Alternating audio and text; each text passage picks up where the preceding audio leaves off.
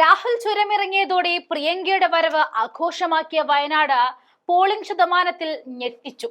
ഇതുവരെ പോൾ ചെയ്തതിൽ വെച്ച് ഏറ്റവും കുറവ് പോളിംഗ് ആയിരുന്നു വയനാട് ഉപതെരഞ്ഞെടുപ്പിൽ രേഖപ്പെടുത്തിയത്.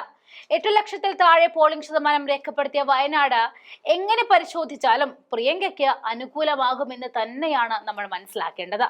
കാരണം കഴിഞ്ഞ തവണ ഇടതുപക്ഷത്തിന്റെ സ്ഥാനാർത്ഥിയായ ആനി രാജയ്ക്കും BJP സ്ഥാനാർത്ഥിയായിരുന്ന സംസ്ഥാന അധ്യക്ഷൻ കെ സുരേന്ദ്രന് കിട്ടിയ ജനപിന്തുണയൊന്നും സത്യൻ മൊകേരിക്കോ നവ്യയ്ക്കോ ഇല്ല എന്നത് തന്നെയാണ് പ്രിയങ്കയ്ക്ക് അനുകൂലമാകുന്ന ഘടകം. ഇവർ രണ്ടുപേരും രാഷ്ട്രീയത്തിന്റെ മുഖമായിരുന്നെങ്കിൽ ഇത്തവണത്തേത് അങ്ങനെയല്ല. സത്യൻ മൊകേരിയെ ഇതിനു മുൻപ് മത്സരിച്ചപ്പോൾ അത്യാവശ്യം വോട്ട് ശതമാനം നേടിയെങ്കിലും നവ്യയെ പലർക്കും അറിയില്ല എന്നതാണ് സത്യം. ഇത് പ്രിയങ്കയെ പോലെ ദേശീയ ശ്രദ്ധയുള്ള ഒരാളിലേക്ക് ജനങ്ങളെ ആകർഷിക്കാൻ കാരണമാകും. ചേലക്കര, വയനാട് മണ്ഡലങ്ങളിലെ വോട്ടെടുപ്പ് പൂർത്തിയായതോടെ കൂട്ടിക്കിഴക്കലുകളിൽ സജീവമാവുകയാണ് മുന്നണികൾ. വോട്ടിംഗ് ശതമാനത്തിലെ ഏറ്റക്കുറച്ചിലുകൾ ആർക്ക് അനുകൂലമാകും എന്നതാണ് സ്ഥാനാർത്ഥികളുടെയും രാഷ്ട്രീയ പാർട്ടികളുടെയും ആകാംക്ഷ. വയനാട്ടിൽ പോളിംഗ് ശതമാനം കുറഞ്ഞതിൽ ആശങ്കയിലാണ് മുന്നണികൾ എന്ന് പറയാം. ഇടതുകോട്ടകളിൽ വിള്ളൽ ഉണ്ടാക്കാനായി എന്നതാണ് UDFന്റെ വിലയിരുത്തൽ. എന്നാൽ മണ്ഡലത്തിൽ ആകെ ശക്തമായ മുന്നേറ്റം ഉണ്ടാക്കിയെന്നാണ് LDF അവകാശപ്പെടുന്നത്. വയനാട്ടിൽ വോട്ടർമാർക്ക് കാര്യമായി പോളിംഗിനോട് സഹകരിച്ചില്ല എന്നാണ് സൂചന.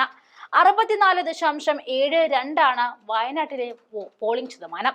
കഴിഞ്ഞ തെരഞ്ഞെടുപ്പിൽ അത് 73.57% കഴിഞ്ഞ തവണത്തെ അപേക്ഷിച്ച് 8% കുറവാണ് ഇത്തവണ രേഖപ്പെടുത്തിയത്.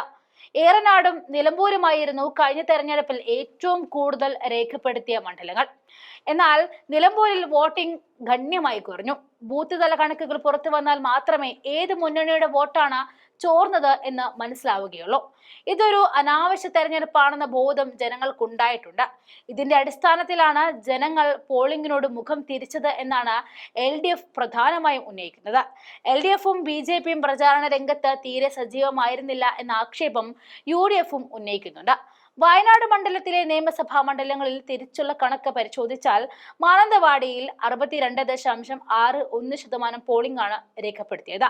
സുൽത്താൻ ബത്തേരി 61.48, കൽപ്പറ്റ 64.24, തിരുവമ്പാടി 65.46, ഏറനാട് 68.12, നിലമ്പൂർ 60.98, വണ്ടൂർ 63.38% പോളിംഗും രേഖപ്പെടുത്തി.